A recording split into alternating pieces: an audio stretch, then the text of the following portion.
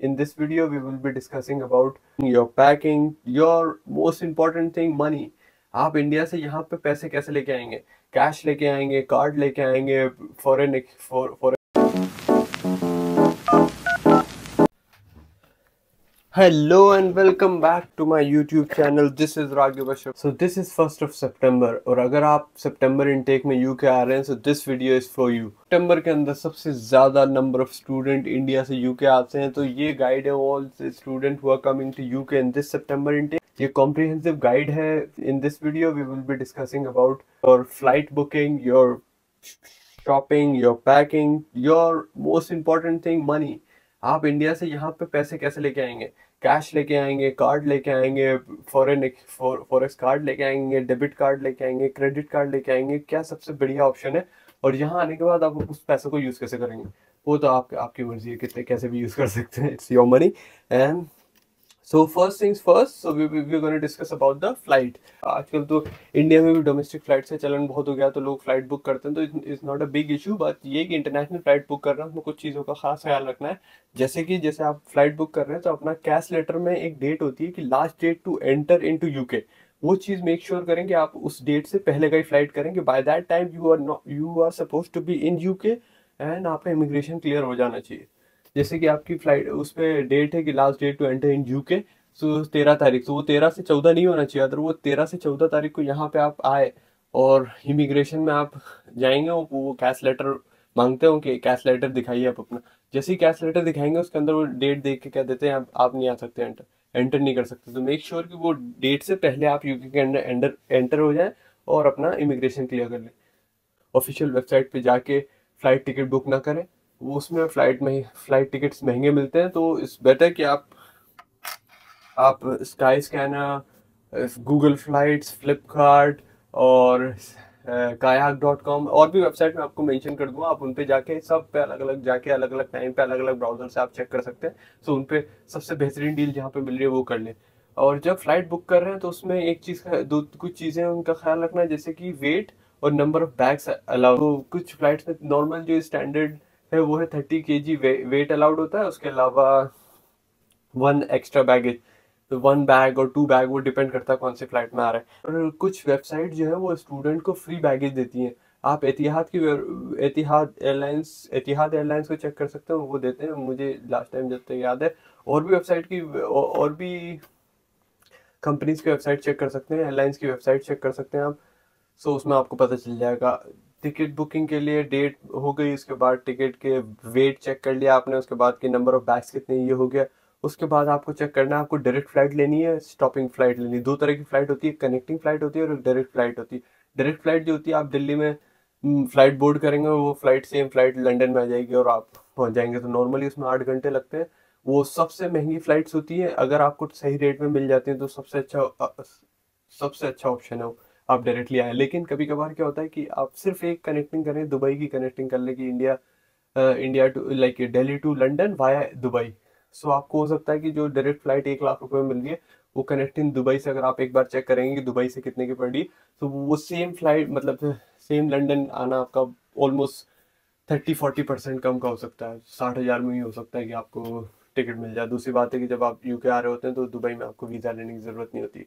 And आप हो सकता है दिल्ली में रहते हैं लेकिन आप अपने अलग अलग सिटीज से ट्राई करें फ्लाइट का. जैसे कि दिल्ली में रह रहे हैं लेकिन मुंबई टू लंदन ट्राई कर लें. जयपुर टू लंदन का ऑब्वियसली नहीं होगी.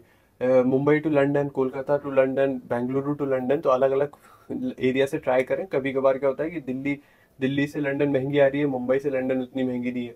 तो कभी मुंबई में सस्ती है, कभी दिल्ली में महंगी है. तो ऐसा भी आप अपना लोकेशन चेंज कर करके सब जगह देखें, जहाँ सबसे अच्छा मिल रहा है वो ले लें. The next thing is shopping. Shopping आपको पता है कि आपको शॉपिंग क्या करना चाहिए, क्या क्या आपके एसेंशियल्स हैं. आप कर सकते हैं. क्या क्या चीज़ें आपके पास होनी चाहिए वो आपको पहले से ही पता होती है. जो चीज़ मैं स्पेशली चाहता हूँ कि आप भूलें ना वो ये है कि अपने डॉक्यूमेंट्स जो है उनका सही प्रिंट आउट लेके आने के. जितने भी डॉक्यूमेंट आपके, एक चीज़ और ऐड करें, सब चीज़ शॉपिंग करने से पहले एक चीज़ के अंदर इन्वेस्ट करना बहुत ज़रूरी है, वो है गुड क्वालिटी लगेज. बहुत ही अच्छी क्वालिटी की ट्रॉली लें, स्काई बैग ले लें, वीआईपी ले लें, या फिर और भी रेमंड्स और भी अलग अलग वीआईपी ले लें, अमेरिकन टूरिस्टर, स्काई बैग. आपके पास अच्छी क्वालिटी की ट्रॉली होनी चाहिए वो आपके साथ लंबे टाइम तक रहेगी, और ये इट्स एन इन्वेस्टमेंट। तो मेरे पास जो है वो वीआईपी की एक ट्रॉली का सेट होता है, तीनों का सेट होता है, वो मैंने एक साथ ले लिया था। वो चीज़ मेरे साथ, मतलब मैंने अभी तक 10-11 फ्लाइट्स बोर्ड कर ली हूँ मेरे साथ, इंडिया, दुबई, सऊदी अरेबिया, सब जगह घूम के आई हूँ। इतनी नहीं होता है, बिल्कुल रफ टफ सिचुएशन सब में निकाल लिया। अगर मेरे पास एक और ट्रॉली भी थी जो लोकल नहीं होती, छोटी नॉर्मल, मुझे पैसे बचाने के लिए कभी ले लेते हैं अपन कि हाँ थोड़ी सी सस्ती पड़ी है वो ले लो, वो मेरे को 2-3 बार ट्रैवल करने में ही टूट गई। और दूसरी बात ये कि जब आप फ्लाइट के अंदर सामान देते हैं ना, ये लगेज में जाता है, ये पीछे जाने के बाद इतनी गंदी तरीके से उसको हैंडल करते हैं, वो उठा उठा के फेंकते हैं आपका सामान। तो इट्स गुड, और बहुत ज़रूरी है कि आपका जो अच्छी क्वालिटी का लगेज होना चाहिए। तो सब चीज़ें शॉपिंग करने से पहले आप लगेज खरीदिए। कुछ चीज़ें जो मैं चाहूँगा कि वो आप बिल्कुल अपनी शॉपिंग में ऐड करें, वो ये है कि आप है ना एक फॉर्मल सूट ज़रूर लेके आएँ, जो आपको यहाँ पे फॉर्मल मीटिंग्स, स्कूल कॉलेज के अंदर, यूनिवर्सिटी के अंदर इस इंपॉर्टेंट डिस्कशंस होते हैं, उस वक्त फॉर्मल सूट पहन के जाना होता है। तो एक फॉर्मल सूट एटलीस्ट होना चाहिए आपके पास। दूसरी चीज़ है एक ethnic outfit, like desi outfit you can say, kurta pajama और jacket, Nehru jacket would be call that. तीसरी चीज़, खाने का बहुत सामान लेके आने की ज़रूरत नहीं है, वो आपका वेट बढ़ा देगा और आपका जो इंपॉर्टेंट चीज़ है वो लाने की जगह कम कर देगा। दूसरी बात ये है कि बहुत ज़्यादा गर्म कपड़े लाने की ज़रूरत नहीं है। आप इंडिया में जो सर्दी होती है वो अलग होती है, और यहाँ की जो सर्दी होती है वो अलग होती है। जैकेट अच्छी सी ले लें, उसके अलावा नॉर्मल नॉर्मल कपड़े लेके आ सकते हैं, क्योंकि यहाँ की जो सर्दी हो यहीं के कपड़ों से जाती है, तो यहाँ पे आके आपको एनीवेज खरीदने पड़ेंगे बहुत सारे कपड़े। सो वो चीज़ है। उसके अलावा बैगेज का मैं आपको बता रहा हूँ बहुत सारी, क्योंकि हम पहली बार लंदन आ रहे होते हैं, तो वो हमें बहुत सारे सामान रखना होता है, तो हमें ज़्यादा बैगेज चाहिए। मैंने भी रिसेंटली, आपके पास एक और ऑप्शन है जो मुझे लगता है कि एक बहुत ही अच्छा आइडिया होगा, कि आप अगर 30 kg वाली फ्लाइट मिल रही है, तो वो 30 kg में जितना भी सामान आ रहा है वो लेके, इंपॉर्टेंट सामान लेके लंदन आ जाइए। यहाँ पे आके जैसे ही आपका अकोमोडेशन वगैरह सेट हो जाता है, आप पूरा सेटल डाउन हो जाते हैं अकोमोडेशन में, तो आप वहाँ जाके अपने घर पे फ़ोन लगा दीजिए कि उसको कुरियर कर दें आपको उस एड्रेस पे। और मैंने अभी लास्ट मंथ अपने घर से कुरियर मंगाया था, 15 kg का कुरियर, एयरवेज के थ्रू मंगवाया था। दो तरीके से आते हैं, एक सीवे से आता है और एक एयरवे से आता है। तो एयरवे के थ्रू मंगवाया था, तो वो मुझे 3 दिन में जयपुर से यहाँ पे उन्होंने दे दिया, और मात्र 9,000 रुपये लगे थे।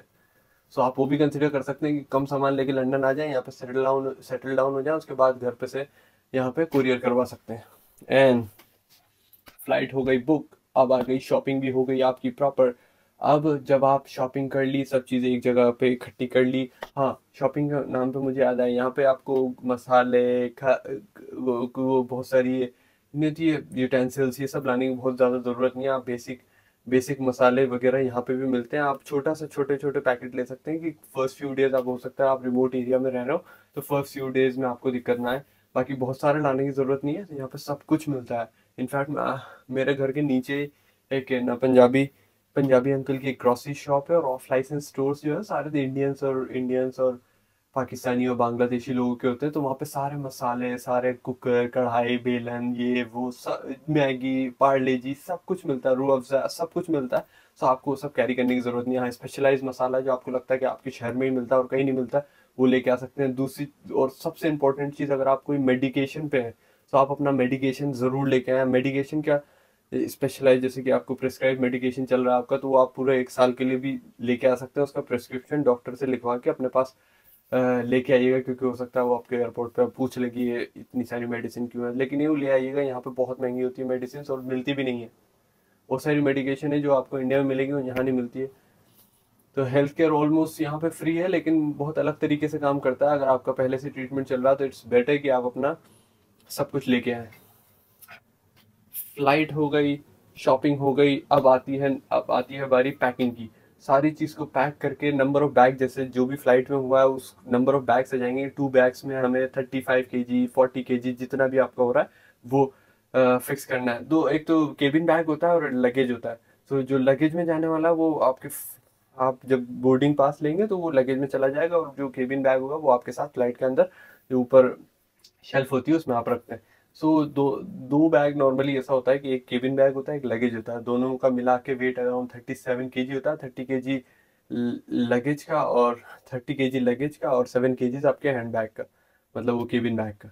सो वो उस चीज़ को मेक श्योर करके, जो भी सामान आपने लिया सबको पैक करके बार बार अपना वेट चेक कर लेना। एक एक केजी थोड़ा सा कम ही रखना है, ताकि, क्योंकि एंड मोमेंट पे कभी कभार ऐसा होता है जाते जाते मम्मी कुछ दे देती हैं कि यार ये रख लो, वो रख लो, वो रख लो, तो एक 1 kg का मार्जिन रखिएगा ताकि वो बिल्कुल एंड टाइम में आपको दिक्कत ना हो।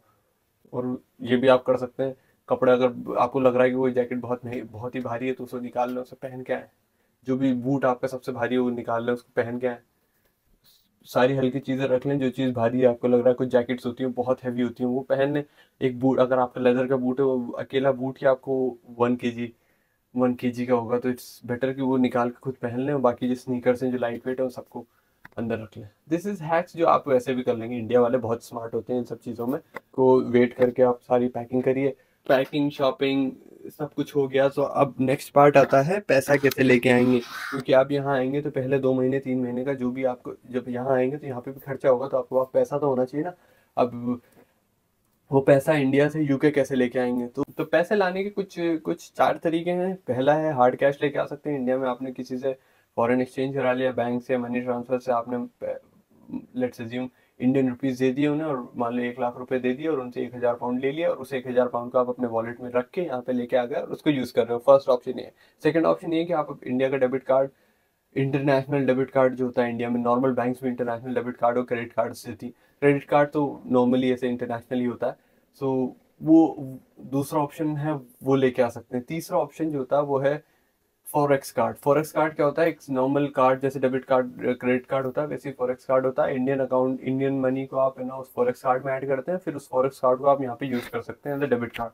तो उसमें भी चार्जेस होते हैं हर ट्रांजेक्शन के, वो डिपेंड्स आप कौन सा forex charge, foreign exchange card use कर रहे हैं। मैं पर्सनली जो रिकमेंड करता हूँ, मैं खुद यूज कर रहा था, वो इंटरनेशनल डेबिट कार्ड है इंडिया में कैनरा बैंक का। जो कैनरा बैंक में मेरे इंडिया में जो भी पैसे, मैं इंडिया के बैंक को यहाँ पे ऐसे डायरेक्टली यूज कर रहा था उसमें, मोबाइल बैंकिंग के थ्रू। तो सबसे अच्छा ऑप्शन वो होता है, क्योंकि वो बहुत कन्वीनियंट होता है। इंडियन, कभी मान लीजिए मुझे यहाँ पे ज़रूरत है तो मैं इंडिया में अपने भाई को, अपने दोस्त को कॉल करता हूँ कि आप मेरे इंडियन अकाउंट में इसमें ट्रांसफ़र कर दो पैसे, इस वाले अकाउंट में ट्रांसफ़र कर दो। मैं यहाँ पे एटीएम में जाता हूँ, कैश निकालता हूँ। तो मैं तो सबको ये रिकमेंड करता हूँ कि आप इंटरनेशनल डेबिट कार्ड या क्रेडिट कार्ड लेके आए।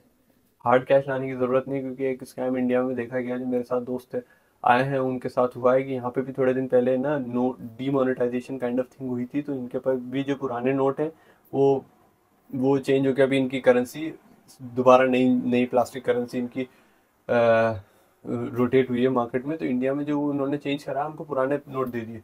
अब वो वहाँ पे 1,000 पाउंड पुराने नोट में लेके आए हैं यहाँ पे वो नोट चलते ही नहीं है।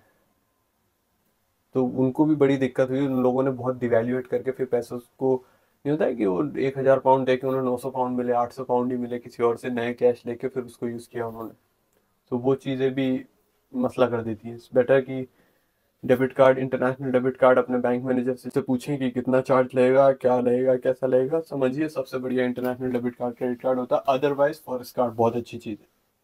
And that's it. और अभी बहुत एयरपोर्ट्स पे बहुत ज़्यादा भीड़ होने वाली है, तो आप सब चीज़ें अपनी एयरलाइन की जो अपडेट्स हैं वो रोज़ सुबह चेक कर लीजिए।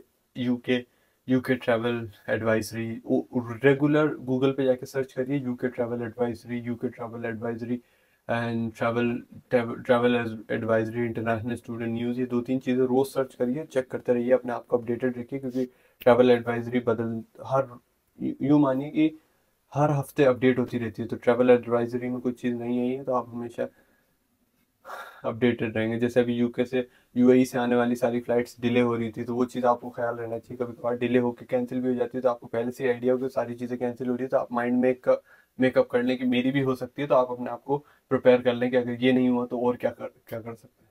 तो stay updated guys, and all the very best for your journey, and this is going to be one of the most beautiful journey that you're going to have in your life, और hopefully ये सब कुछ अच्छे से हो जाएगा। and all the very best and see you soon in UK.